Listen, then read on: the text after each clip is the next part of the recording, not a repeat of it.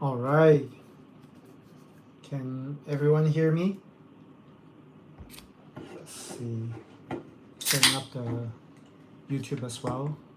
Um, the YouTube is on the Harmony channel, but we probably reset it a little bit. I don't see anyone there yet, so just want to make sure I got that. We'll wait for hopefully some people to join on the YouTube as well. Otherwise, we're recording it as well. So let's see whether that would work. At least on YouTube. Okay, 2 people on the YouTube. Hello everyone. Really want to get back to having a conversation both with my good friend and co-host Z, but also with the Harmony community. So today, I'm really getting a head start first before Z jump in to talk about what Harmony have been doing the last few weeks, but also what I plan with the team for the coming months. Really glad that a few folks here. I saw David, I saw Peace to join today. I really read through quite a few things the community sent us, but also how the team is doing on the progress. I wrote a few Substack articles to talk about the macro market. So I want to start by talking about the ecosystem updates that we sent. Also the fact that the team now is really grinding to launch the few DeFi product perpetuals. Want to mention and say thank you to Casey about some of the changes in the protocol engineering effort. We probably would take a few questions and AMA here. When Z joins, we'll probably hopefully do some product demo. In any case, I may be able to unmute someone to just ask a quick question. I won't have much to get into answering some of the particular initiative, but love to be taking the chance to be giving an overall update. So first of all, has been many weeks because I've been traveling. I've been really deep dive into more conversation with the team about the Q2 progress and planning for the Q3. And now we're really back to how we want to think about even thinking about like Q3 very soon already. I want to roll out a roadmap. First of all, I do know that David and Kratos and quite a few people have been driving many of the meme coins, have been driving some of the partners conversation. I want to say thank you, and I've been really reading as much message and Twitter as much as I can, but also trust that both the team and the community already have a good start on some of the things, both the tools as well as how the chain is able to support it. So want to say some of the report that we generate, we should have been doing more regularly. At the same time, the team is very small to be able to reach out each partner individually. So for here, I want to be really congratulating the community be able to hold on their own. That has always been our intention, but also like just taking initiative, taking direction about where the chain goes. At the end of the day, the core team can only build infrastructure and tools. What we will use it for, how to incentivize it, how to bring in partners and working directly with the community is going to be the key thing we would do better this year. On Casey leaving, we have sent out a quick tweet, and obviously both the team and community really know Casey over the last 2 years. Want to really say thank you. Really want to say that all the Ethereum Denver events or Ethereum community events in general, Casey really give us lots of like goodwill and good engagement whenever we go to Denver, whenever we travel. So it's a really a huge loss for us that Casey will move on and will really count on the foundation that we built so far. So Casey has really lead the political team, but also many of the engineering effort as well as the community outreach. Now we still have engineers really both working on protocol, but also DevOps. But I plan to recruit and outsource and plan out better for the execution, so that we have some idea like what it means to be like really a decade development planning, decade mainnet live condition, so that we can do applications. Um, so to jump in here, I know David has been really very active in our community. I would like to ask him to say a few things and really want to see some of the proposals he have in mind as well. So let me see.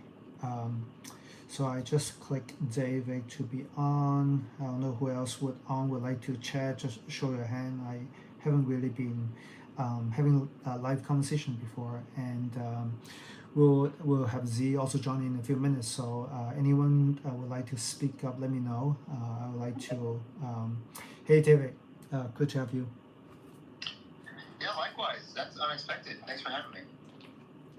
Again, my team and the community has been really enjoying many of the proposals and ideas you have today. Obviously, many of the live conversation haven't really invited partners or any thought leader like you to be speaking. On the other hand, what you have been tweeting on Twitter, I receive a lot of it. I don't normally reply Twitter, but really appreciate your proposal. Really appreciate you giving us great ideas about how to really grow our DeFi community. So if you have specific ideas, do speak up. I'll bring one more online so that we have more to chat. But let me know. Go ahead, David. Yeah, appreciate you, Steven. I mean, honestly, I started my crypto journey on Harmony, so I have a lot of respect for the chain, regardless of what happens, and the community here. I met a lot of my greatest friends on Harmony. So I care deeply about it, honestly and genuinely. The ideas I had are mostly focused around DeFi volume and enabling people to making it less more frictionless to get funds on chain, because prior to the compromise a few years ago, there were a lot more bridges, a lot more ways to bring money to Harmony. Because at the end of the day, we can build whatever we want on Harmony, but if it's too difficult for people to bring their money to the chain in the first place, or not as accessible, it's going to be hard to grow volume. So really, I mean, personally, I through Swoop, I even made a specific subdomain, Steven, for you for some events via Theo this week. So I hope you like that. It basically just automatically connects to Harmony on Swoop. But it would be good to see some of these DEX aggregators that I personally have connections with, and I'm sure many of you do too, integrate with Harmony. And not only will that bring liquidity and users and communities to the chain, but it creates co-marketing opportunities with these networks that have hundreds of thousands of followers and large communities. So Odos, KyberSwap, Lee.fi, these are all really great DEX aggregators. And then importantly, swap.harmony.one is great. It's the primary DEX. Yet OpenOcean, it's on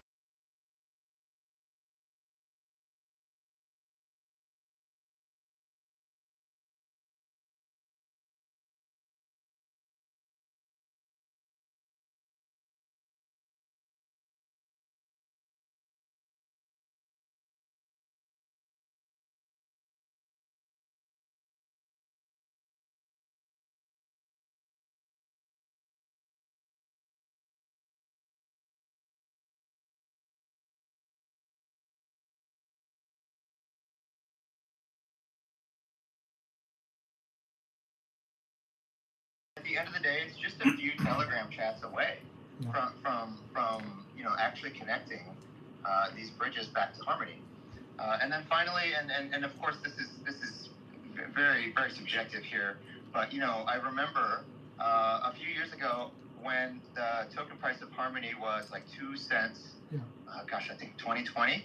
You guys announced the $300 million grant program, and when that happened, everything just exploded. The whole ecosystem exploded. The token price exploded. Everything. That's when stuff really kicked off. And then obviously, I'm not expecting a $300 million grant program, obviously, but just something, even $100,000 with strict rules and regulations and oversight. So those are just my thoughts. I like that, David. And most of all, I do know that you stay on because you really believe both the mission and enjoy working with the community and have good contact with the team. I do agree. Many of the initiative, especially this year, there's still a lot of great product, even great chains, great layers coming up that we should be part of them. Especially sometimes it's really not a zero-sum game. We work with partners that themselves are network, themselves are layers that there's no like direct both conflicts, or even we're doing the same thing. It's not a competition that we can co-promote each other. And as a bridge, as a swap, you guys are really in great position to be helping us bridge actually the people to have initiative like this. So the answer is absolutely yes.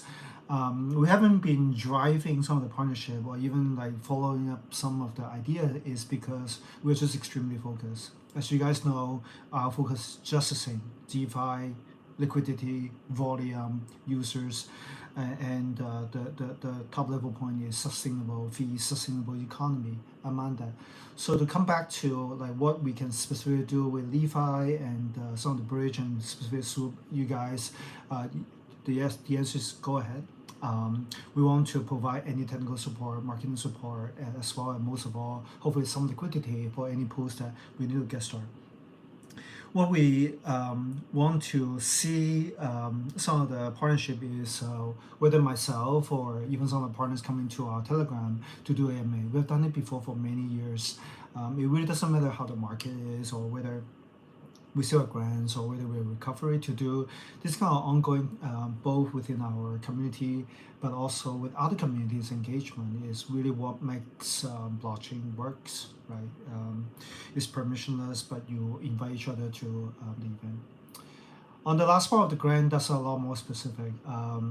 We are only doing specific consultation and development on product, specifically DeFi with respect to perpetuals, because we really have done many product, many verticals over the years. You guys remember 300 million grants, really developed many product and verticals because we really believe that there's so much potential. To today, I can easily say that we still have resources to go on development for years, but we would not have a breakout if we don't focus. So we would not give any grants now unless it's strictly about perpetual. Yeah, that makes sense. Yeah. And that's why that third part is kind of the least important. The most important to me is the connections and reestablishing networks with, honestly, the DEXs, the DEX aggregators, the liquidity providers, and the bridges. Exactly. Right? And lastly, and importantly, making sure we develop an API for swap.harmony.1 so that they can integrate. Because right now, I don't think there is one. I'm not sure if there is, but it would be great to have one, right? So OpenOcean can actually act on that item and add it, and so even Swoop can trade, some of the meme tokens that have been popping up on Harmony and some of the newer projects. So yeah, thanks, David. When I say only perpetual, I don't mean that everyone should trade perpetual. I don't mean all the listener or community now suddenly become traders or like quant like models builders. I actually just meant that it will all funnel toward that initiative, so that when you trade perpetual, you can actually trade both major coins like Bitcoin and Ethereum and dollars, but at the same time also trade some of the new meme coins and some of the new tokens that our community launched. Same thing with our partners tokens, and same thing with liquidity that we need from new stable coins and new bridge to facilitate that. So as long as the metrics is clear and the initiative is really under that, then there's no doubt that we are still building towards the same goal. Most of all, even though we have teammates that have left, we have people that we no longer with the team, I'm still hiring, I'm still engaging partners. I just came back from a great event in Nashville for Bitcoin. I'm heading again to to Singapore and Asia next month, that we're actively recruiting to not just about what we need to do day to day, which is really making progress, as you guys see from our GitHub notes, but also like planning out the strategy for quarterly position, so that when the partner come in, they can understand. First thing is they see what we have ideas for liquidity and also what stablecoin is possible. But most of all, they need to see why Harmony. So we can do the same thing like bridge and wallet, everything. But at the same time, our perpetual story is really going to be very long term. Many of the DeFi users can really use that as a driver. So that when they come in, it's not just about buying and holding tokens, that there will be daily activities, there will be directional trade leverage. So that's something that I hope Dave, if not many of the validator, even though again they don't trade themselves, myself, I'm still very new to the daily mechanics and trades, but I deeply understand what a blockchain can be helpful there, that can also include even meme coins, even NFT to be part of the perpetual story. So again, thanks David here to start a conversation. I want to jump to some part in the ecosystem report. If not, when Z come in, we'll talk about some of the macro trends. For him, it will be about Telegram and some of the wallet and the new initiative that he will launch in Singapore. And for myself, when I go there, I'll also open up many of the partnership that we're looking for as well. So today, hopefully more than an hour, that we can cover quite a bit of things. So to start, since Z will be jumping onto more of the macro thing, I want to talk a little bit more specific about our ecosystem report. Some of you have been asking how Harmony is doing, how the team, and how some of our recovery process and some of the DeFi directions. I do understand that it would be great to have more, even quarterly. I mean, we used to do monthly. At the peak of it, 2000, early 2000, we're doing weekly. But hopefully you guys also see that instead of just cadence and just putting out some numbers and some like news, we actually go pretty deep on each of the topic now. We've been going pretty deep on many of the AI topic for the last 12 months. We've been going very deep with Perpetual, with partners and ourselves doing research. And then back to some of the BTC as well as the even foreign exchange and interest rate, because that affect the blockchain market more than anything else, as you guys know. As we have to manage treasury, as we have to think about investment, as we have to think about where DeFi will be a good time to launch and for like what kind of holding we need. It really is critical for us to like help like ourselves, but also the community understand that hold on tight, is some of them are really transient, but also really understand where things are going, because those are very long-term trend for something like perpetual and on-chain security. So back to where the ecosystem report give us is be able to talk to partners, be able to talk to exchanges, be able to talk to investors. So we haven't really been doing a lot of public speaking or public engagement, but I'll take the opportunity to do more when this year the opportunity to present. I went to Nashville not because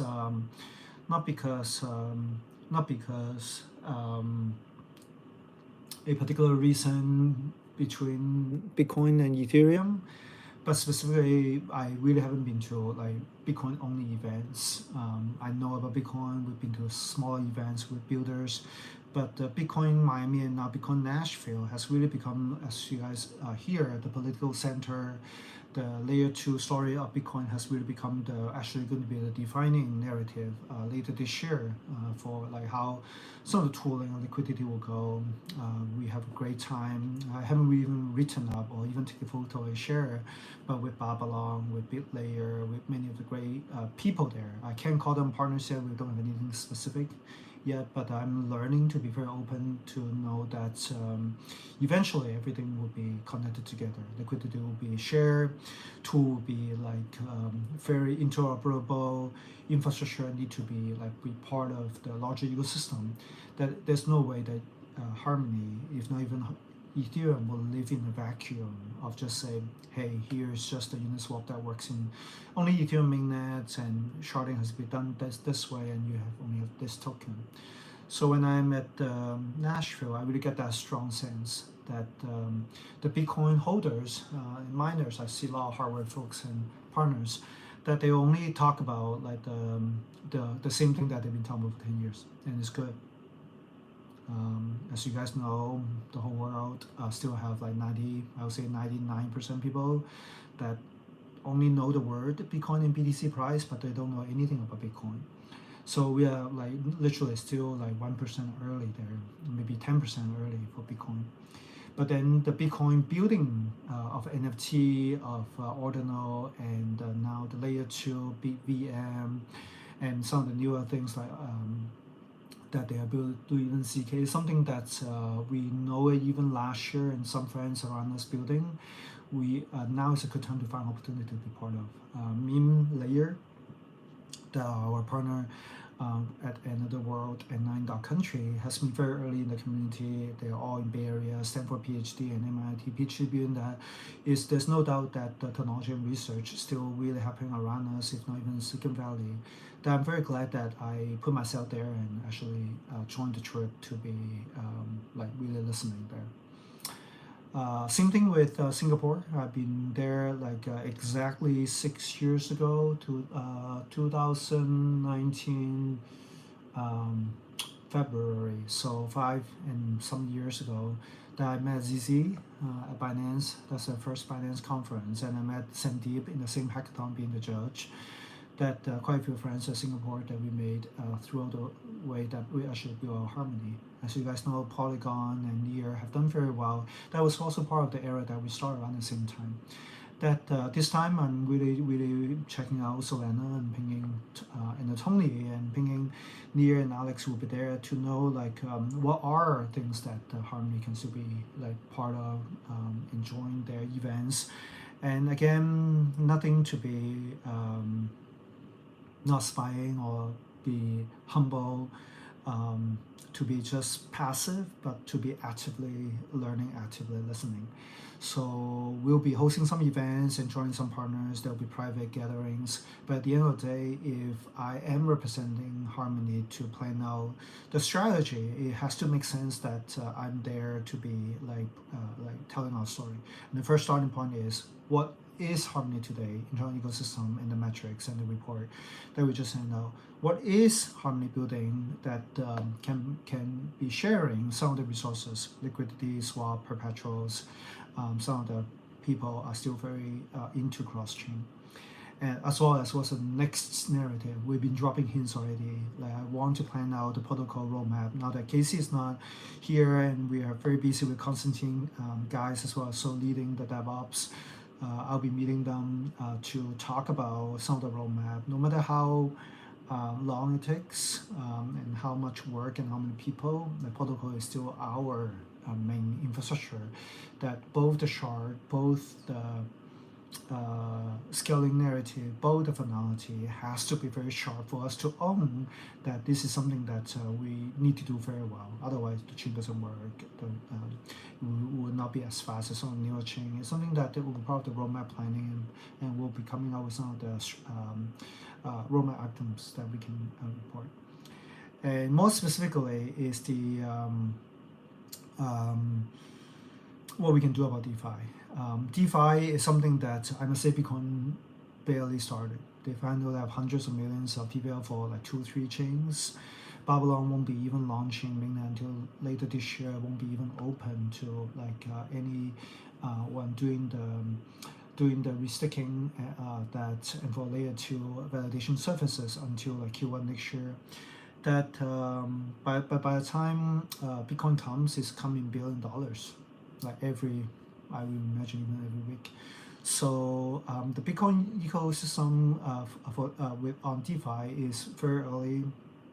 We can easily learn from what some of the Neo, VM, ZK, as well as resticking is doing to know if DeFi has to do it again, and we have seen it for the last 6 years. on Bitcoin, which is a different ecosystem, but also like a very restrictive on the VM, very large internal volume. What are the right like sticky narrative? What is the right asset when you now need to wrap, need to bridge, need to have different wallet to do custody? What will be the new story? On the perpetual, that's really should be our something that commit to. I talk about Bitcoin, perpetual and options and leverage to many people. They understand what that is from a centralized exchange point of view. They understand what that is in terms of what UIDX, if not what many also learn the DeFi that have done very well is doing. But they don't understand the the value proposition of on-chain security yet. They don't understand why liquidation and matching and why all the books need to be on-chain. That's very similar to where it's right before Uniswap. So Uniswap, as some of you know, was just an idea when everyone talked about decentralized exchange, but no one has built it. So when Z come in, I'll debrief one more time about where that is. So on the last part is how the team is doing, how we're hiring, and what kind of people that we want to bring on board. That's also very interesting. I spent a lot of time recruiting at Nashville and will be more as Singapore, if not even Korea, is having a DeFi lead on our team. I find that it's going to be very critical for us not only to have partners, to have like engineers, to have like some of our team like great like community as well as our local lead like Theo, Alina on marketing, but someone that actually like would be only focused on DeFi. So again, many of us really pick up DeFi a lot more, and some of you naturally have been in the space long enough to have done DeFi. Theo has been really inspiring me to even take a closer look at the perpetuals. But specifically, whether it will be someone just a senior or even more focus level than myself or Theo or like some engineers on the product and DeFi marketing, DeFi integrations is something that we're looking for. So love feedback. We have received a few resumes from the community already. I talked to more than 10. Nashville already will be hopefully closing some offers and tell you guys more about the update. On the ecosystem side, if anyone want to ask one last question, Z should be coming in really in a few minutes. Let me know. So I'm glad Pepper is here. Validators is also here. If you raise your hand, just let me know. I'll put Theo for a quick question as well. Haven't really get him to ask question with you guys. I know he have been really going to the one show with you guys, so I'm very glad that Theo really be able to play that role while I'm mostly just talking and really like working with partners, and I don't do too many calls or too many like live sessions now, but I do know it's important that my team and community and the validated partners is will join. So we have Z just breaking the door. Great entrance. 30 minutes late. No worries. I'm glad that we get started without Z for a bit. So Z is really busy and having a really great traction, both at ECC but also like many good product. I was hoping he would do us honor to do a product demo soon. I really have seen some leaked mocks and product prototype already. But at the end of the day, he will be doing a lot more like consumer product that we've been talking about for years. Yeah. Whether Telegram or Farcaster will really bring us there. So iPad really is tricky with the orientation on YouTube. So let's see how we go. So let me give a context and see like where Z can jump in. I've been talking half an hour already. I actually was listening. Okay, good. I was listening, yeah. So at the beginning, I was just talking about more ecosystem report that we have. I would love to talk about anything even related to the market, specifically about the yen, because I've done the last few days researching. But maybe tell us what you can tell us today about Timeless as well. So I'll kind of break. One, it's really good to reconnect. I think we took a slight hiatus for about 2 weeks. And the goal is basically continue this momentum. For those who are listening, Steven is, in real life, he doesn't do any kind of endurance sports. But in actual work, the day-to-day work, whether it be managing the protocol, working with the people, and also just maintaining relationship, I think he's the kind of the ultra marathoner. Just day in, day out. Whether I show up 30 minutes late or not, he's always kind of on track, on schedule. But in terms like get to the point, I think there's probably three things that I observed. You and I, we took a slight break. I was in ECC in person. Very different dynamic in the sense that it was right before the market crashed about 2.5 weeks ago, and then the general consensus is this, right? Definitely major compression on layer two. Meaning, if you compared Denver early this year compared to Brussels, it's less than 4 months apart. Yeah. But the key difference is that Denver, you probably still see a whole bunch of new layer 2s wanting to launch, right? And that I think that's really kind of continuing the kind of the momentum from the past 3-4 years, which is you mentioned Polygon, which was originally was a layer one, and then Sandeep, being a genius that he is, quickly pivoted to layer two. I think this time around in ECC, we're only seeing like probably 2 or 3 notable layer twos potentially launching.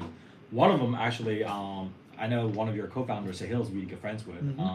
Su Yao, she was the former head of Consensus BizDev, the kind of the OG of all degens. And I'll kind of talk about how degens really operate in person. But they're launching another layer two called Mega ETH. Make Ethereum great again. Great branding. By the way, this is kind of where it shows that Harvard Business School doesn't always teach you all the right knowledge in terms of coding, all that stuff, but branding. She was amazing. Okay. Red hat everywhere, similar to circa 2022, Harmony Booster everywhere. This time around, ECC, it was all red hat. Okay. Make Ethereum great again. Literally, I mean, it was everywhere, right? And that coincided with the rise, the resurgence of Donald Trump. Okay. But the larger narrative is, I think you and I, we looked at Mega ETH very, very briefly about a month ago. And, you know, I think there was somewhat mixed review. But in person, I think they brought out some heavy hitters. Of the 3-hour session they did right outside the main event, we're pretty much like collectively, there's probably like 20 PhDs I counted. Just, you know, all doing research and publishing how they're thinking about, you know, basically massive parallel, kind of not just dynamic sharding, but also parallel kind of a Also processing. real-time finality. Real-time finality, right? So I think those are kind of interesting, kind of and then meaning like I think we're probably gonna see go from like maybe 30-40 viable layer twos, maybe even to less than 10. Oh wow. Right. And notably actually, Polygon was actually MIA, meaning they're mostly focusing on AI, sentient, right? So we'll see how that bet goes out, right? But also saw the super chain aggregator layers. So that was my second takeaway. So I landed in ECC Brussels on Monday. I was so undecided. Literally, I was not deciding. I cannot decide whether to go OP stack or Arbitrum. I mean, even though in our paper we kind of wrote, hey, we're gonna go with OP. Yeah. And I'll kind of give you my delineation. First day I went to the OP stack meeting. Okay.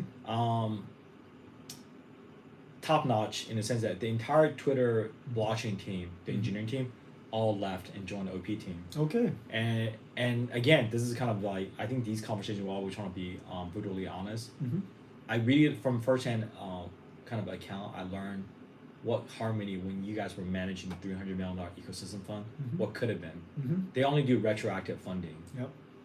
And I'm sure you further retroactive funding means we do not proactively fund, but once you demonstrate your impact, then they will actually programmatically actually distribute tokens, right?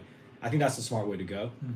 The way they manage the sessions, all the builders, now I understand why Base picked the OP stack. Okay. And now I understand why you know, a lot of the kind of, for example, Farcaster, all these decentralized social networks are building on top of Base and by extension the OP stack, and why people are willing to pay 10% of their fees back to the OP stack. That's crazy, right? So that's crazy, right? 10% is quite a lot. I mean, you come from the era of like layer ones, which is should be zero, right? Right, should be zero, right? Or 1%, they'll be accusing you of rent seeking. Just to add to the optimism, it's the same thing from the Nashville BTC crowd. That the builders actually, from what I remember, all of them are picking OP stack. If not, will be part of the OP, super chain in the future. So and then this the next day I went to the Arbitrum, very competent as well. Vitalik actually was the keynote speaker. He opened up the note, right? And he kind of jokingly also kind of really preemptively said, hey, you know what, like clearly the layer twos are the plain vanilla layer 2s no longer work. Yeah. That was kind of his main themes, right? Hey, he basically said Yeah. there will be a compression of layer 2s. Yeah. And all the layer 2s are surviving. You need to pick a lane and stick with it. And just basically be overcommit and be hyper opinionated. Again, very different than layer 1 there. Layer 1 is like, hey, general purpose, infra, right? He's like, layer 2, you have to be very opinionated. And because being app chain, being very, very much in that sense. And he basically said, hey, you know what? Arbitron clearly is the DeFi. The layer, the choice of the weapon of choice for all things DeFi. Yeah. And Raya, one of the largest app chain on top of Arbitrum. I think their command, like, I think by proxy, because Arbitrum occupies still number 1 in terms of TVL. But within Arbitrum ecosystem, Raya, the DEX, the layer on the app chain, I think they accommodate roughly around 70% of the liquidity on top of Arbitrum. So my point being is like, it is hyper opinionated in terms of what they're trying to do, right? And then Arbitrum on the side, by the way, when I say focus and opinion, it doesn't mean you don't have the ability to experiment. But for example, some of the top layer 3 networks are built on top of Arbitrum right now. For example, the number 1 was, I think it was about close to $700 million TVL lock. It's called ZK Link Nova. It's a layer 3 built on top of Arbitrum. So that's ZK. Basically, ZK is everything ZK built for layer 3. Another one is basically XAI, XI, or XI. I don't know depending how I pronounce it. Is a marketplace for selling game Web3 game items. So it's effectively an eBay for selling gaming items. That makes sense. So not a huge market cap, not a huge TVL, around 300 million. But for a layer 3, it's actually really valuable, right? It's a very good start for any marketplace. Exactly. And then another one is what is it? Azuki. Azuki is for many of those people who know, is really the counterweight to Bored Apes. Basically, Bored Apes, I think, captivate a certain demographic. Azuki, we're tailoring towards the Asian community. And then I think Azuki team, they announced the main spokesperson actually announced that they're launching the anime chain on top of Arbitrum, right? Wow. So and I think that's kind of give you an idea how active and also the dynamic has really changed. I think for the past 3 years is launch a layer 2, launch a layer 2, launch a layer 2. Yeah. And then also there again, the dust has not settled yet. I mean, I know you were somewhat kind of exploring different positioning for Harmony. For example, Blast, one of the largest layer 2 now, built on top of the OP stack. I think they command basically the selling point of Blast is native. The emission, the reward is actually ETH. You're not getting any kind of other wrap tokens. Okay. Your yield is actually ETH. Okay. Right. So I think that's very attractive for some people who are validator, who are on yield farming. And Blast also basically decided to build on top of the OP stack, but they decided not to pay the 10% commission fee. Right. So there's still a lot of kind of like unknowns. So when I say compression of layer 2, this is I guess second broad category. Compression also means more focus. More focus does not mean there's not interesting experiments happening. There are lots of interesting experiments happening, right? So I think that's the second thing. And I think third thing, which is you do notice outside of the kind of the polite society, for example, the major conferences, most people are actually talking about meme coins and also hamster combat. For example, Pump.Fund, hamster combat, Notcoin, Musk Empire. Okay. Those are kind of things those are the conversations that are happening at the local bar, coffee shop, sidewalk conversation. And I think even from like more European, Russian crowd. Right. And I think that to me is actually more interesting because, for example, Mega ETH, I mean, for people who are listening, you're probably wondering, well, that sounds great. You have a PhD or you're someone who's actually hardcore in terms of a major capital allocator. But for the average small time builders or early participant, you can't participate, right? So for people who are listening, I think I'm always mindful, like, well, it sounds good in theory, but what does that mean for me? Why should I care? Why should I participate? Right? And I think that's one of the reasons why the third my meta analysis is basically, it's like, okay, like on stage people are talking about one thing, off stage, in private conversation people are talking about very different things. And that's kind of why for the past 3 weeks we've been kind of really agonizing. Do we double down on just continue the success of like what we've been building on the wallet side, right? Again, for people who are listening, Harmony is actually one of the early investors of Timeless the wallet, and we'll continue to do that. Right, we have about 1.5 million users served. Monthly actives is roughly around 400,000. That's amazing. Right, so it's pretty good. But the internal struggle right now, or for a while, was basically, do we double down on that, or Okay. do we pivot away to Farcaster? Mm-hmm. Because that was one of the comment. You mean Forecaster versus Telegram? Yeah, that was really, because we know we're always social. So the center of gravity has always been consistent. Yeah. Right. But the question for us was always about, and that's kind of an ongoing discussion I had with you, even about a month and a half ago with Yeah. Sahil. Yeah. Because Sahil was kind of, he's All Forecaster. all Farcaster. So for people who are listening, Sahil was one of the co-founders of Harmony Protocol. Right. Yeah. And side note, the reason I'm bringing up all these names is because I mean, Harmony as an entity, as an idea, has really done amazing things beyond just like, don't just look at the token prices, right? If you look at Nick White, who's Nick White? Nick White is the chief operating officer for Celestia, right? Obviously doing quite well. Some of your core technical engineering team, Leo, that's another kind of a major event. Story Protocol, right? That was biggest show at ECC actually. They will have even bigger in Korea. Right, even in Korea. So my point being is, I think there are a lot of these interesting ideas. Don't just evaluate everything based on price action or on TVL, right? Based on the talents and the people who are part of this kind of the origin story. So that's kind of for us, basically, long story short, already kind of talked about briefly, which is Forecaster. I think you're pursuing intellectual capital. That was kind of my main takeaway from this morning's our own session. That in pursuit of intellectual capital, Forecaster is probably by far the best place to be. Yeah, if you want right? to be the OG Coinbase, Ethereum crowd. Right, but if you're saying, hey, you know what, that's not really that's interesting, but again, just because intellectually stimulated, it does not pay your rent. You cannot. It does not necessarily facilitate your day-to-day kind of a price action. Then I think Telegram is actually the right place. That's great. So you mentioned this is great context for me to ask a few questions. So first of all, I didn't know the choices were between Farcaster or Telegram. I thought the beginning of the year, I don't think we were foreseeing it, right? We know that Telegram, as a token price, our friends at Pantera are like putting a lot of money in. Yeah.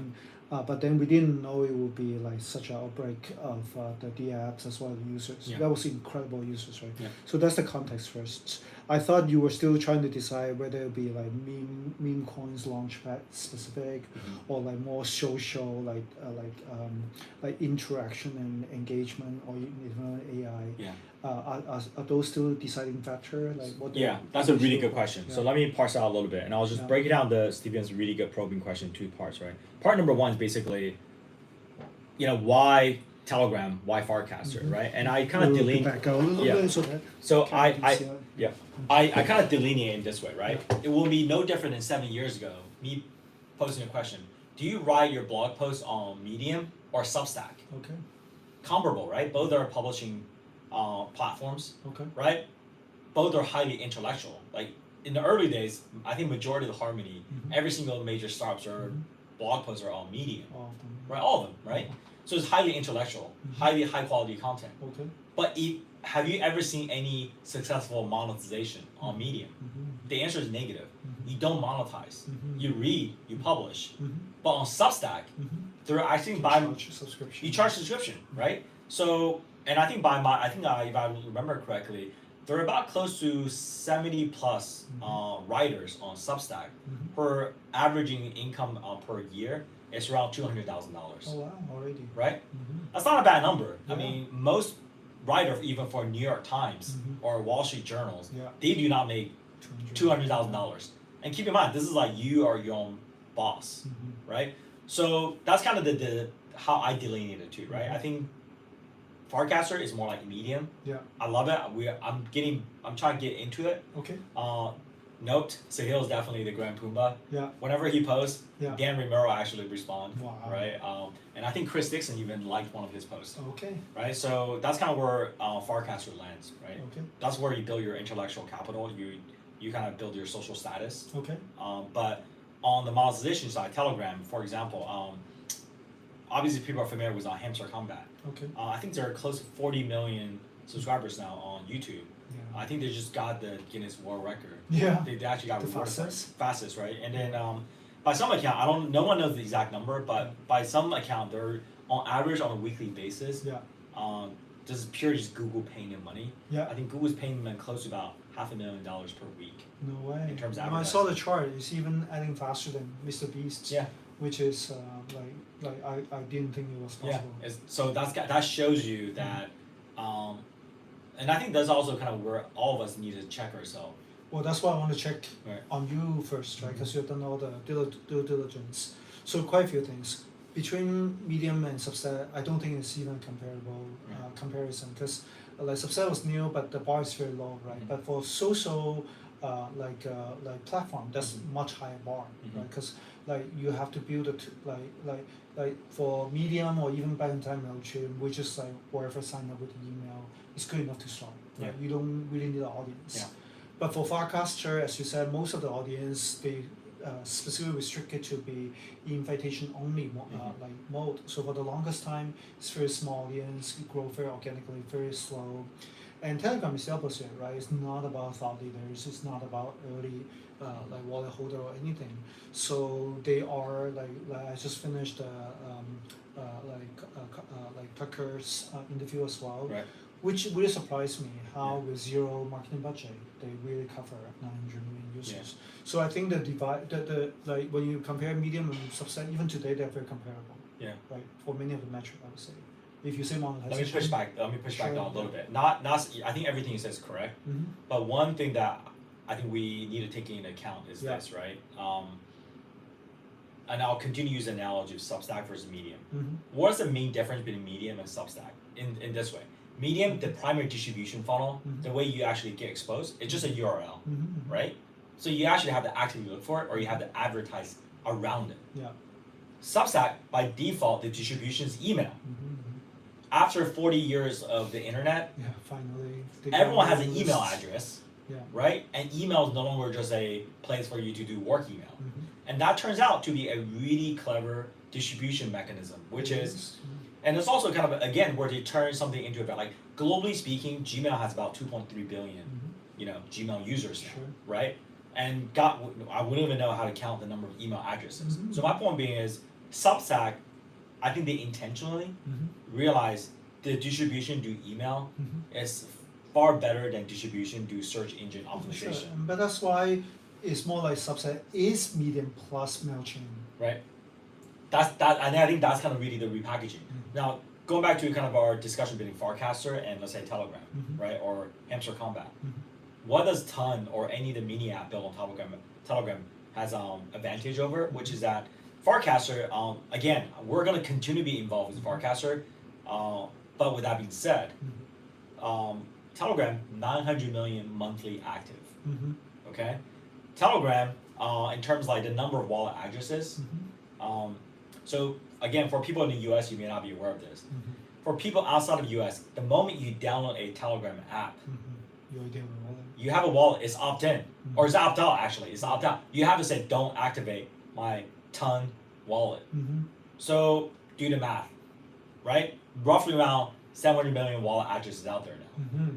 And on top of that, the primary utility of Ton on July 4th. Mm-hmm. I didn't know this until I did some research. On July 4th this year, Mm-hmm. in a single day, $300 million of stablecoin Yeah. were moved among the Telegram It's really Ton wallet. Yeah.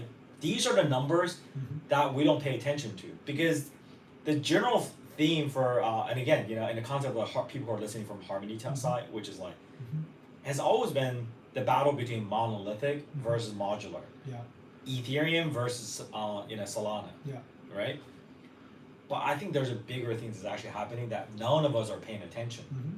which is, guess what? Mhm. Ton, the protocol itself, I haven't really done the technical due diligence yet, but my understanding is that they have implemented some really interesting consensus mechanism. Mhm. They're highly scalable. They're also sharding. I actually Dynamic studied sharding, the, yeah.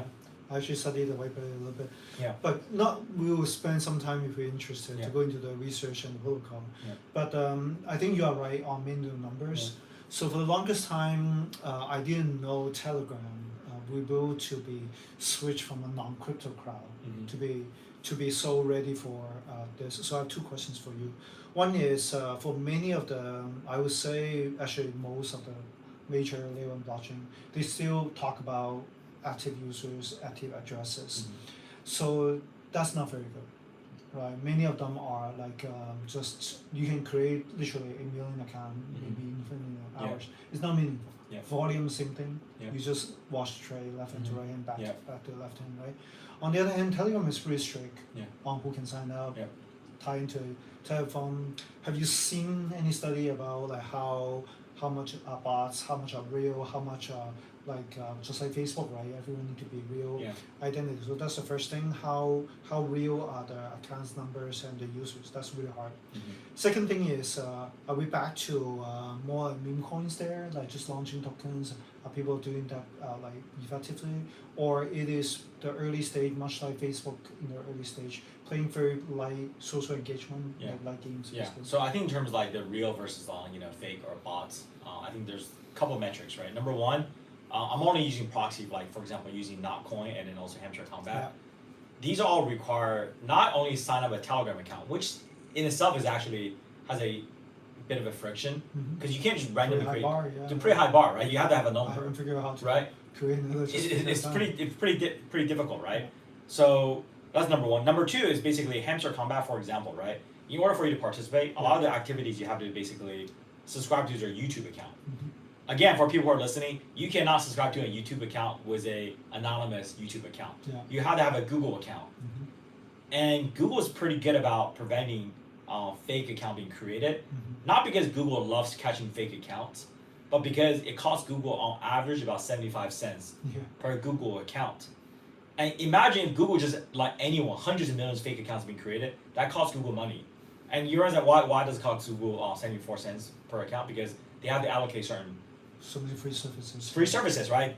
2 gigs of Gmail, 1 gigs of Google Photos. These are out server allocations. There's a lot of overhead. Mhm. So Google actually is financially incentivized to make sure that they spend some of their best engineers to prevent spam attacks, Okay. right? So Hamster Combat 30 million plus, I think it's 37 million YouTube subscribers. Mhm. I mean, I'm saying all of them are legit, Mhm. but by design, you have 2 major gate factors. Yeah. I think those numbers are pretty So legit. pretty. I So it's would- pretty accurate. Doesn't have to be organic, but Yeah. at least real numbers. Right. So now that we're talking about the meme coins, the social fi engagement, right? Mhm. So I was very dismissive, not having played the games and all Okay. that stuff, right? But back and forth internally, obviously every day I spend about 1 hour just watching one of my team members actually playing the game. Okay. He does it, right? Okay. And he said like for you, and again I think he's generalizing a little bit. He's like, hey, for you guys who are in the U.S., Mhm. you think this is actually some degenerate activities? He's like, he's Turkish. Yeah. He's like, we earn more money from playing these games Yeah. than anything else, And the whole day at work. right? So that's kind of really the incentive there, right? It's not Yeah. any more intellectual than that. Well, I wouldn't judge on the economic value or like even the engineering value because we are so skilled in Silicon Valley, Right. having to manage a team and resources like that. On the other hand, as you remember the whole S Infinity, remember the whole NFT narrative, Yeah. right? Knowing where this cycle is at for Telegram is much more helpful for what product Yeah. we're going to launch and how we can strategize as a platform. So the question is, just like Bitcoin, I'll just give an update. Yeah. I felt like there's no reason why Bitcoin would not be exactly like Ethereum, but 10 times bigger Yeah. of the DeFi game and meme coin ecosystem. It's just not there yet, right? Yeah. Everyone is just still doing order nodes and inscription and some of the meme coin coming because that's easy. It's actually an inversion Yeah. of what Ethereum is able to do, Right. right? So that's why I want to pick your brain a little bit. Yeah. Right. What is the culture like of Bitcoin? Right. So being in Nashville really gave me firsthand that everyone just nodding along about DeFi, but they're not doing DeFi. Not Yeah. new farming, not building, Yeah. not like inventing. There's no new product Yeah. or more report, which is fine. Like they're still at 100 million level, right? Yeah. It's going to be it's very respectable Yeah. as any chain to be like 100 million as a layer 2 or even layer 1, but it's silly in Bitcoin, right? Still like Bitcoin really move billion every day Yeah. with a project works out. So say for the stablecoin can be easily just 3 billion in a few weeks of launch. So on the other hand, for the Bitcoin, the biggest test will be this year when Babylon launch, whether it will be a real use of using the BTC to be doing the staking exactly eigenlayer, or it makes sense but no one would do that in practice. Yeah. So again, like I think and I love the investment thesis from Pantera. There's one little sentence that really caught my attention. Yeah. Pantera's investment into Ton, which is the largest investment they ever made. Yeah. I think the line was basically 99.999%, 3 nines, of blockchain projects or technical ideas in search Of distribution. of distribution, Yeah, right? And I think this is kind of where my point being is like, I think at some point you guys are related. Babylon, David Say, right? Same last name. I think on the technical front, like I don't think he still has a lot of issues he hasn't resolved yet, but you always have to give him the benefit of the doubt, right? Someone that notable was a strong team. Whatever technical hurdles it will be able to solve. That was my main takeaway last year when I talked to him briefly in person, right? But my general consensus or interpretation is that it seems like the Bitcoin culture, for the most part, is very recalcitrant towards these type of fundamental change, right? I mean, the narrative is pretty straightforward. It is digital gold, right? How do you take digital gold? Like you and I, we don't go around using gold to buy stuff, right? You just don't, right? And changing that is not a technical problem; it's a cultural problem, and cultures takes a lot of time to basically change, right? Ethereum, same thing, right? Ethereum, for the most part, is a DeFi protocol, right? It's really designed for that. So anytime you hear like things like what the Solana folks are doing with like meme coins, because I know you're going to Breakpoint. If you talk to the Solana team, they basically they embrace it, they encourage it, right? So, but Ethereum feels like, well, that's just basically people like degens, right, buying shitcoins and altcoins, right? It is like Ethereum is programmable money, programmable computers by like even the first node. Same thing. Solana is high frequency trading, traded for meme coins. So it really makes sense. On the other hand, like for Bitcoin, it's not like that people don't care, they don't know, or they couldn't do it either. Quantum Cats with the Taproot team, many of those very technical folks that really talk about the next, they call it the OPCat extension that they will push even this year, which surprised me, surprised everyone. Is they raise NFT for 30 million just to have a cat for the NFT to really start a community and stuff. So I think it's more about, like as you said, right, is that the main narrative, but the final part is finally they have the technical tool and the NFT to collect money and they will, right? So for me to ask you the question about Telegram is really to know the timing of things. Like there's no doubt that they have like billion users to do anything, but then it's the timing of things that's interesting, right? Why are they only doing like such a light touch like game now, where like as you know, even Facebook when you started, it was just poking around and liking each other posts. That for sure is a technical hurdle. I know you're playing with the SDK now, but also like. Is it really the timing of the market now that even without Telegram's specific, the team push and the protocol grant, I heard the grant program was not very aggressive yet. That's right now, much like Forecaster, like late last year, early this year, do you see the market timing that way?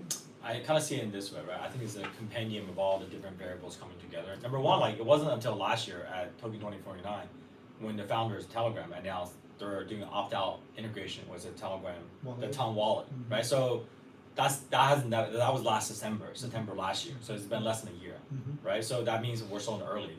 And right after that, you see Notcoin, you see Hamster Combat, all these different kind of catizens. There's probably like 7 projects that have about 20-30 million active users on the Ton ecosystem, and that's not true for any other protocols out there, right? So that's the second thing. You are beginning, developers are a little bit lagging in the sense that it takes about 6 months to actually launch something, right? And I think the third, which is actually more interesting, which is this idea that I think the larger world is less about, like, for example, like some of the things that you really were striving for, which is like the early days was actually about the let's say you're launching a project. Mm-hmm. The first question is it sufficiently decentralized? Okay. I think those are like philosophical hurdles Mhm. that for average consumers or Mhm. average users, Mm-hmm. they don't know, they don't understand, Mhm. nor do they really care. Mm-hmm. So now, like a lot of time, I can tell you, Mm-hmm. Telegram is not decentralized. Mhm. You have no idea who those guys are. Even the tokens are Even tokens are actually held by very small wallets account. Right. So that's the thing. There's no doubt like they have real like billion users. Mm-hmm. The question is why are they not doing more like let's say DeFi? Like most of all, I haven't really heard people talk about They're like doing that. the They're one doing- which- so they are doing that. So I think Yeah. Steven asked a really Sure. good question, right? Okay. Now you have potentially 900 million addressable users. Sure. Sidebar, 900 million is the top 7 spot Mhm. globally. Number 1 is obviously Facebook. Mm-hmm. The global addressable user is about 5 billion Mm-hmm. in terms of internet users. Mhm. Facebook has about 3.1. Mm-hmm. Number 2 is YouTube, around 2.8, Mm-hmm. right? And so forth and so down. Right in front of Telegram is on WeChat, which is Mhm. about 1.4 billion. Mm-hmm. And Telegram has about 900 million, Yeah. right? So that kind of gives you an idea where things are. It's WhatsApp insane. is number 4, I think, Yeah. right? So that's kind of where things are. And then I think the timing is really, I put it this way, right? I think number 1, I think the Telegram team itself is actually ready. Mhm. Another kind of a proof point, Yeah. there's a thing called Fragment. Mm-hmm.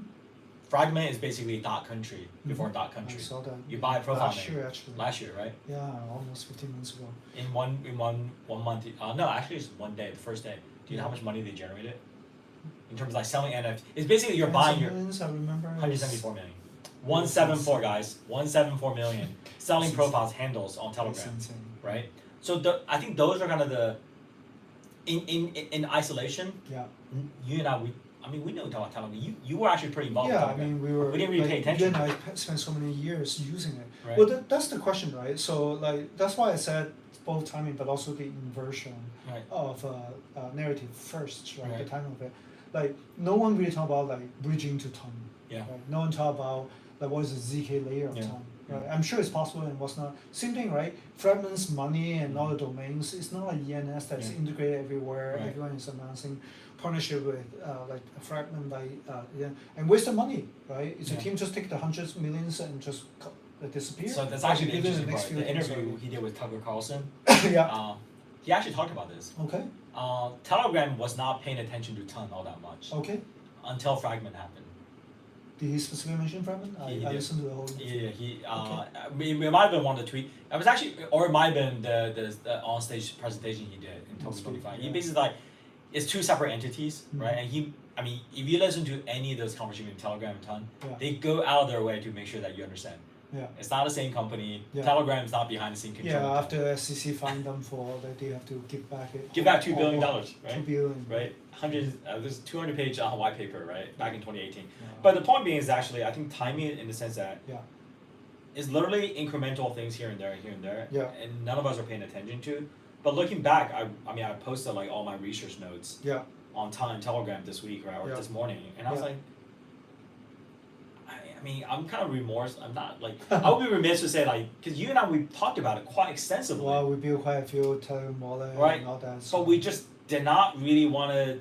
that's why Yeah. the timing and the current narrative matters so Right. much Right. more. Right? Yeah. That's why I keep asking that what is it now that are like that you and I can still be both a part of. Right. So by you doing many of I wouldn't say memes or community or anything, but like really now targeting 10 million users, right? Yeah. That's still the goal. That's really possible. Is it really doesn't matter what like the onboarding process compared to like all the layer 2, they have much more money to give out. I don't think tons projects still Yeah. giving out for wallet Yeah. launch campaign yet. Right? So, Yeah. so, So how, there's- how are you measuring the success? So I think there are 3 metrics. Number 1, monetization, Mhm. right? So we know we have proven ourselves we can get users, Yeah. but all the users is glitter, they're not gold, Mhm. right? Meaning like, can you actually prove yourself to your team, Mhm. and to the people who are actually potential investor Yeah. in our future tokens? Mhm. Are we able to demonstrate, hey, we can generate sufficient revenue fees, Okay. right? For example, Mhm. Pump.fund, Mhm. $1.9 million per day for the past 73 days now. Yeah. They don't need to argue back and forth, are these accounts real, or you know, Mhm. is a dumb idea or not, right? Money's Monetization, sure. monetization, right? So that's number 1. Number 2 is basically I think you also highlighted. Can we get to 10 million users? Because I think 1.5 million, at least I get your attention, Yeah. right? 10 million, Yeah.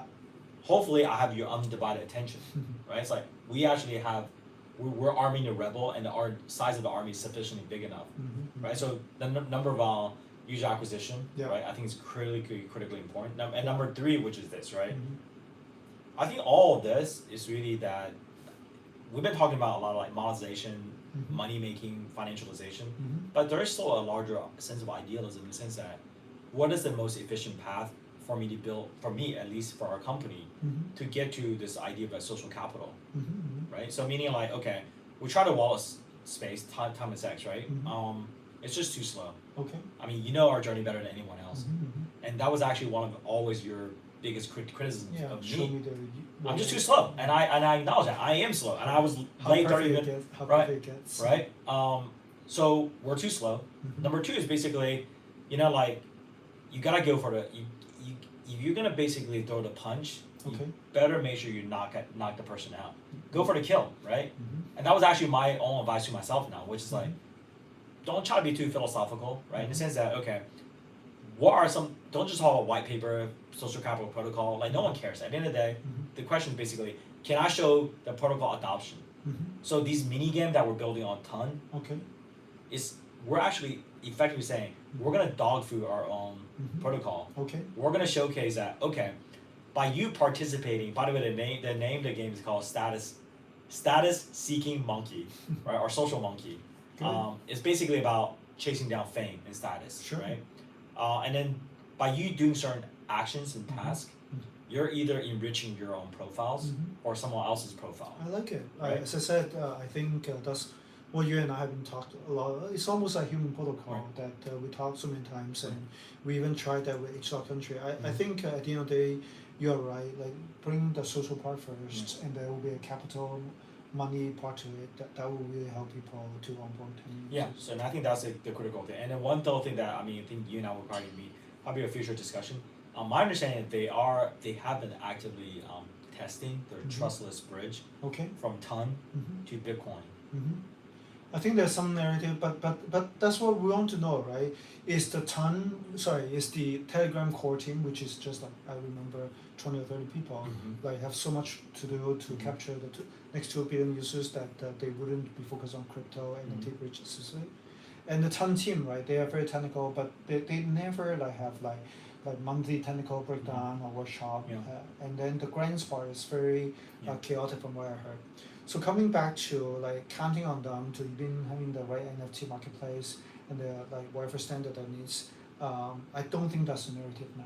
The narrative now is how do I get to 10 million users, which I think is entirely possible and have been demonstrated. So, but back to your first question, right? When you have that 10 million users, is the partners paying you to onboard, much like what you are very successful and a few more later to come in, or you felt like now, like it's very different from the Ethereum OG, right? Or become OG for that matter, right? They don't care, right? They will send you just 0.1 BTC just because they like to mint, right? So is the monetization compared to what you've done so far, external grants and external onboarding, or you felt like that just like Farcaster is successful because like everyone's just throwing like minting around token testing. Yeah. So I think there's I'm disambiguating monetization into this different layers, right? There's ARPU, average revenue per user, minting, doing these are like basically fraction of a dollar type of transactions, right? But then there's like the larger kind of revenue generation, which is more about like, okay, what other builders can build on top of it, right? So on you or like they using the social capital protocol. Okay. Right? So have there even been now some? So Notcoin, for example. Okay. Obviously Notcoin itself is They launched tokens already. the launch tokens, right? $2 billion in terms of market cap. And then how they make money right now is this, right? They clearly generate revenue per user from these kind of like meme coin kind of actions. Okay. But they also charge you $40,000 by becoming a launchpad. Launchpad. Right. So we always come back. So that's one really get interesting, right? And then the second kind of the thing that I think we always need to take into account, which is Telegram itself is also launching an app store. I think sometime probably most likely, you and I were both going to Token 2049. Most likely, the founders of Telegram probably make that announcement and launch the Telegram App Store. Side note, I think if anyone on the core Harmony team still listening, make sure that Telegram chatbot, the Harmony, the AI bot, launch it. Yeah. The work has already been done, right? Yeah, it's actively used now. It's actively used, right? So there might be some opportunities there, right? So there's a dedicated app store. Yeah. They are basically gonna release some of the initial grants, but I don't think grants is something that you're chasing after. The second thing, and I think the third thing, which is some of the kind of the monetization scheme, I think is becoming more and more real. For example, Hamster Combat has not released their token yet, right? But by all accounts, they were significantly bigger than Notcoin. So I would not be surprised they're launching their own version of Launchpad. For sure. A Launchpad? I think that's for sure. The Launchpad of meme coins. For meme coins, right? So, but for us, I think I kind of like the large scale revenue generation is this, right? And I'll just kind of throw out some stats for people who are curious. Since 2020, in the past 4 years, there are 3 categories of kind of like incentives, right? Crypto is all about incentives, right? Airdrop on average, we average about $7 billion per year. By the way, these numbers are not made up. You can actually go to any one of the kind of like, let's say, doing analytics or Marsar report. They will all validate. It's around 7.2 billion to about 7.9 billion per year airdrops. The largest one being Eigenlayer, Celestia, right? Roughly around 2 billion per year is wasted. By the way, when I say wasted, I don't mean like people like Sybil attack or bot farming. Meaning no one cares. Meaning like it's being dropped to a wallet address that's not even like active. And I have a ton of those wallet addresses. Right? So that's wasted. Right? You're basically just giving away money and no one's actually on the street. You are throwing money on the street, no one can pick it up. And you can't pick it up, right? So that's number one. So that's $2 billion. Just for us not to be lazy, we can pick it up. Right. So the second bucket of revenue is actually, or like just money being distributed is actually, the kind of the token launches in terms of like DeFi trading, a lot of wastage. So again, I'm not counting for like scams or rug pulls. I'm talking about basically over collateralization, right? And a lot of time you miss the opportunity. If let's say you have a lot of Bitcoin, you over collateralize back in 2022 and 2023. That's a huge opportunity missed in the past cycle boom because it's being locked away for something else. Liquidity you can use park there. So that's roughly around $9 billion of money again that you're just basically letting it sit there and not picking up any kind of interest. Right? Right? And I think the third, which is actually probably even more kind of critical, which is like this what I call the incentive melee.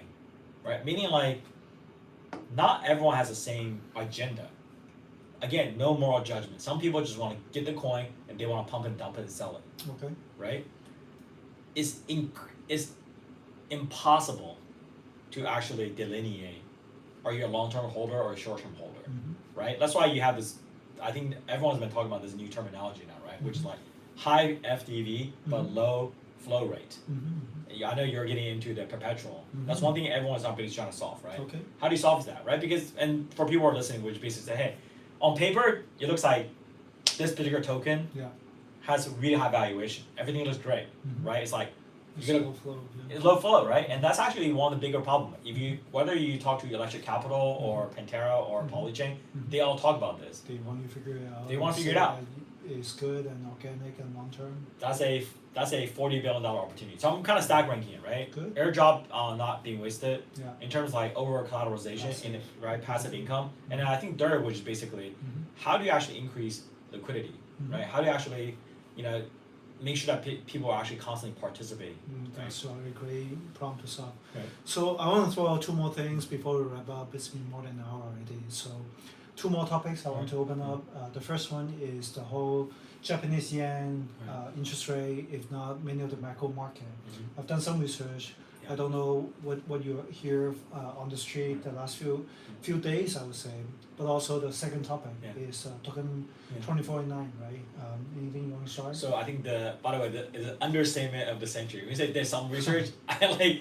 I kid you not, 40 minutes into it, I was like, Steven, you're overdoing this. Like, I literally was trying to read the whole thing. And I was like, I was like, hopefully you read it, because I'm only like, 3 or 4 pages in, right? And some of these are quite dense, right? Some of the research you put together. I basically, I talked to one of my good buddy now from Cambridge. He's finishing Sure. last year. We chatted about briefly. Okay. I think number one, obviously, I think the Japanese economy, for people who are not aware, has been really, really just apathy. It's not even like it's depression. Like even if there's a recession or depression, at least that means like people care. Like people are sad. People are like they're not motivated. But now it's just everyone had given up, and that's kind of really word on the street, right? And again, for people who are listening, great time to go take a vacation in Japan. The currency exchange rate is actually dramatically in your favor. But I think the overall is this. I think it is kind of really a reckoning where the Japanese financial system has not really kept pace, right? The way they're dealing with some of the deficits, the way they're dealing with the trade balance, the way they even for example, Japan has actually been really bad at pegging their currency exchange rate. One, they should really learn from Hong Kong. For people, Hong Kong dollars actually forever pegged to US dollars. Only if we can. Well, until the economy. It will be another long article that I will write. Right. So when I asked you, I don't mean whether you have read everything I share, but more like the last few days, everyone noticed, right? And does it concern you? Does it worries you? And that's something that I said before. We always thought that we've seen it, right? That Bitcoin will drop 90%, and COVID only happened once in a lifetime, and interest rate would go from 0 to like 4 in the few months only so many times, right? But it may not be true, right? We did not consider what would Japan actually just, I wouldn't say out of the blue, but it was not in my radar. I see where you. So that's the first thing. And if Japan is not on the radar, what would China do this year? Is still a huge betting that we need to take. That's the first thing.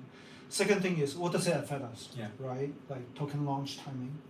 As much as you would think you control your own product and team execution time, you want to ride the wave of Telegram. But Telegram is just one market of the entire global economy of like how risk-taking our people are right now relative to the Bitcoin price and relative to the US dollar strength, right? So I kind of look at this right? Like I think I used to have this false sense of like, and I think this is just extremely unhealthy in this way, right? When the market is really bad, you get depressed because you kind of look at your own bank account, you look at your own balance, it's like oh crap, right? And it's, I think majority of the population are not immune to that, right? That's just the fact of that life, right? You look at your own bank account, you look at the interest rate, right? And you look at the local economy, right? Then you get depressed, right? When the market is going really hot, right? Then you kind of go, well, crap, I should have participated early. FOMO, right? And it's you're forever caught up in this like kind of ping pong back and forth where like you're not happy, you're kind of remorseful, right? And I think so my kind of more calibration is this, right? It's actually one of our early conversation about 2.5 months ago. Intergenerational theft. Which is that idea that if the market continue to go up, that's actually doing a disservice for the younger generation. Right? And again, on a more intellectual layer is basically saying like, and what Steve Jobs said, right? One of the best invention in life is actually death, right? Like certain things needs to go away, right? Certain asset class needs to go away. But in some way, that's what US dollar is killing other nations too, both for the export, if not the opportunity for Japan coming from that. So when I asked you this, because you have a graduate degree in economics, but also the fact that you mentioned you care about politics 4 years ago, right? You just can't care, right? In some ways, not that I care about politics when I'm in Nashville seeing Donald Trump. It's because it has an undue influence about our destiny, actually, right? It's not because I'm pro-Trump or against Trump, but it have a lot more open policy and the legal structure. Like the next 4 years will be much better than the last 4. So actually you actually give me a really good quote, right? Which is like, if you're not interested in politics take an interest in you, right? And I thought it was a really good quote. You sent it out. this is also just kind of making sure Stephen know that I do pay attention whenever he sends out stuff, and I have a pretty decent memory on that. I think number one, like I think the general economic condition and then also politics. Again, like it kind of is like a sense of like my own. It's not to say I'm powerless, but it's to say that like you only have so much energy and so much, and I did pay a lot of attention, right? And on the record, I was really appalled by deglobalization. I'm the first one to say it, right? You can cancel me. You can. I mean, I have like Shamir always jokingly said like, "Are you a communist?" Right? And I know where he's going because I for the longest time was like, "Hey, I really love this East and West." Right? I was like, it was so much better than my family being kicked out of China, right? During the revolution, and you obviously are byproduct of that as well, right? From Hong Kong. And I was like, man, what it was like amazing 30-year journey where. No, it's part of one world. Right, and then I think Trump actually, because he was trying to solve some of the problem within the U.S., I think he created a unnecessary tension between the East and the West, right? And I know it's not, but when I say I'm not taking interest in politics, it doesn't mean I'm oblivious to it. I'm ignorant. For example, I still listen to all your podcasts.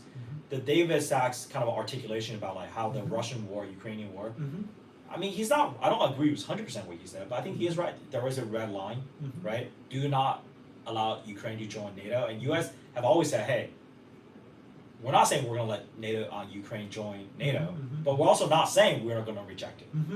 Then effectively, you're basically purposely provoking, right? And I think and I think this is kind of a similar kind of narrative, which is politics. The main point about being Trump and whether I'm against Trump or not for Trump is this, right? I don't like anyone to basically use politics as a cudgel to basically get what they want, because at the end of the day, I'm not part of that, right? I'm actually having a much darker view Right. on other politics, interest rate, and economy now. As you know, we benefit, my personal benefit a lot the last few years joining something so risky and so uncertain.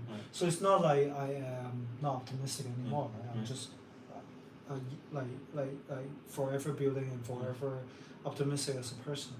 On the other hand, knowing what happened in 2021 when our own chain, our own industry go up so strongly, if I have even the slightest humbleness to understand that's just what the global economy is doing, and not hatching, not preparing, but just understanding what factor would really drastically come down.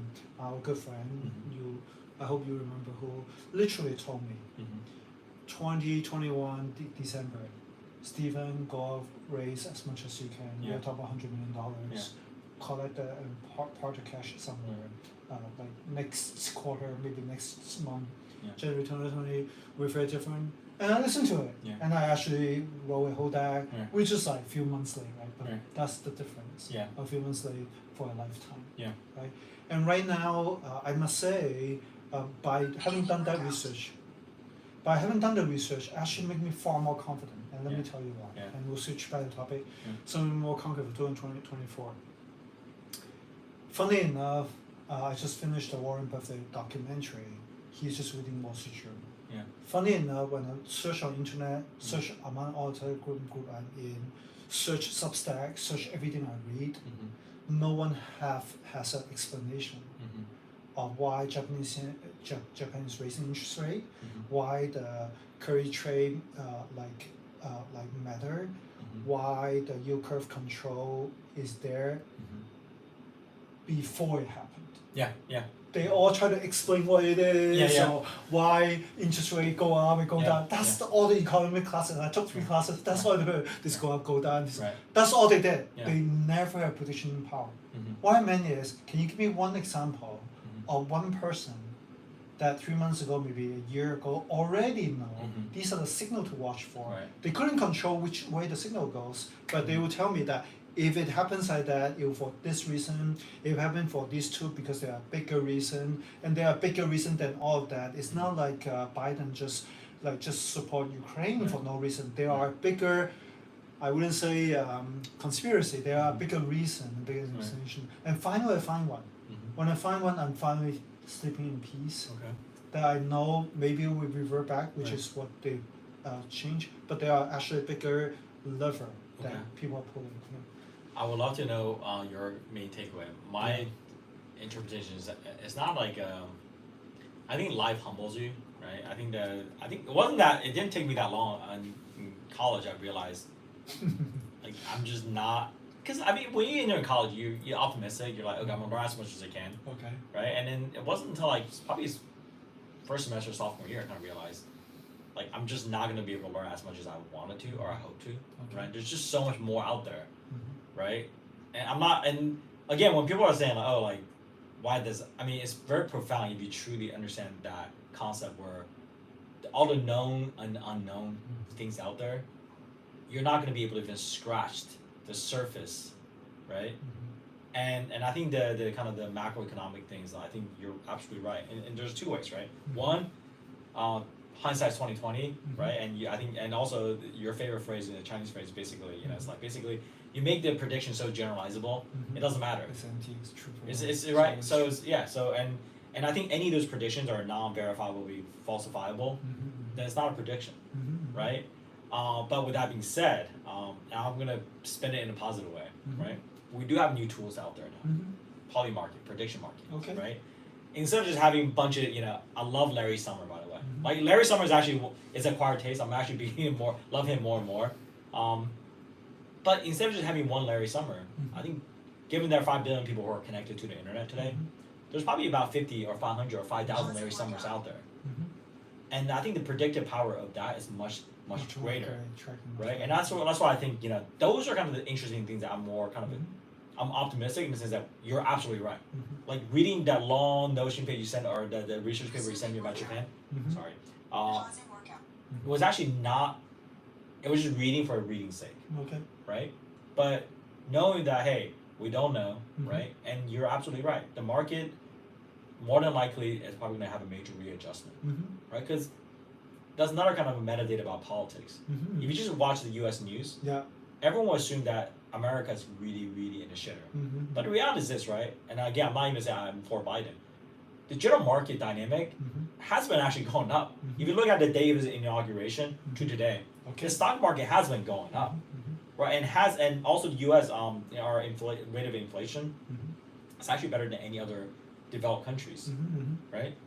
But the more cynical view, and that's the reason why I decided that I'm going Mhm. to step back a little bit, is that I think there's a woke virus, right? The woke mind virus Yeah. that Elon talks about. Mhm. And I hate to say this, and hopefully I'm in the process of fundraising, so hopefully a lot of VC will hear this. Cancel you, They don't cancel me, right? But I think a lot of Silicon Valley capital allocators, I think there's something similar to like the woke mind virus, which is like the political mind virus itself. Like, do I really care if Sequoia, Mark Andreessen Mhm. decided to donate to Republic? I don't really care. Mhm. None of my business, none of their business. If they want to donate, but Mark Andreessen and Ben Horowitz, Mhm. 1 hour and 37-minute dialogue That's all on they talk YouTube. about, yeah. That's all. No, they did. I watched it. Okay. Right. Quite frankly, that's 1 hour and 37 minutes I would never get back in my life. Yeah. Because I'm a sucker for like a good conversation, Mhm. and I always been a big fan of like Mark Andreessen's kind of like kind of a high sarcastic kind of right thought leadership. I was like, but after listening, I was like, fuck, like Yeah. that's 1 hour. I regret that 1 hour. That's 137 minutes. I could have done a lot of other things, right? And that's what I mean by like, and I was not better informed. Yeah. And they gave a lot of kind of man explain away like why they decided. Yeah. And they also you can also say like they're not fearless in Yeah. this way. Yeah. Ben Horowitz basically, oh, I know my mom's gonna hate me because like, It's and a coming out party. Huh? yes, you know what I mean? Like it's not something they're willing to die on the hill either, Good. right? So on that, I would say I'm much darker in Mhm. the sense that I finally open up and see a lot of crazy, stupid So tell me. stuff. The answer is on the thing, but let me take one more week. Mhm. The answer is there. Next week I'll unpack a little bit, Okay. just so that we can talk about something more concrete plan Mhm. for token 2049. Right. It's still it's actually just 1 month away. Yeah. What are you still planning? What are some of the demo that we can see? What can we expect? So I think there are 3 things, right? Yeah. I want to capture lightning in a bottle twice, Mhm. and I'm actually putting that on you, right? I think, Okay. No, I think you are amazing at it. I think for people who are listening, I think many of you have Our not. initial tours have No, been no, no, great, right? no. I mean, literally, you have not seen the best version of Steven. If you don't know Steven Yeah. from 2017, 2018, 2019, you do not know him, right? COVID really did a number on you and the people around you, Mhm.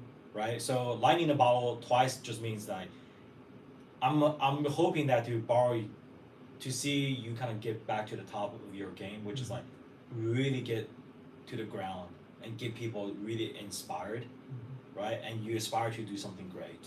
So Token 24 now, hopefully, we can actually meet as many people. And I don't mean just going to parties and just having these. I mean literally like Steven on stage talking, right? You actually getting tens, hundreds of people. Right? I think that's the best version of yourself, right?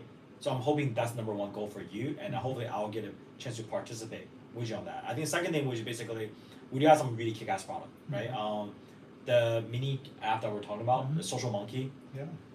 You know, like I'm excited. I'm excited. I'm having fun, right? I'm no Okay, longer trying to be okay. like intellectual about this. I was like, let's just have fun, right? Okay. You get one life, and I think the third, which is you know, I think one of the things that I think I'm really mindful is basically, I am trying to really center around like, you know, like just whether it's up market, down market, whether we're successful or not, right? Like don't lose that sense of like what you're trying to do. That's why I keep everything every time I read social capital and younger generation upward mobility, because that's one thing you got on everyone's nerves, that open consensus for 10 billion people. The reality is like that message maybe it wasn't for them. It's really a reminder for yourself, right? Like yeah, the highs are highs, the lows are lows, right? But at the end of the day, you have to remind yourself It's true. what you're doing this That's for, a mission you right? die for. It doesn't matter everyone in the audience, oh Steve, I don't really understand what that means. Can you rebrand this? Can you change this? Like it doesn't matter. At the end of the day, you have to be able to say, I understand myself, right? Whether you agree or not, that might be a function that maybe you just don't want to understand, or maybe you're incapable of understanding, or maybe you understand but you just want to have your own alternate motives.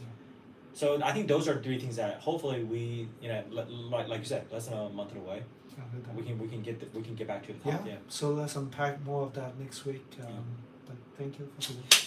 Sorry for late, guys. Yeah. Another great episode in the can. Yeah. Thank you, everyone.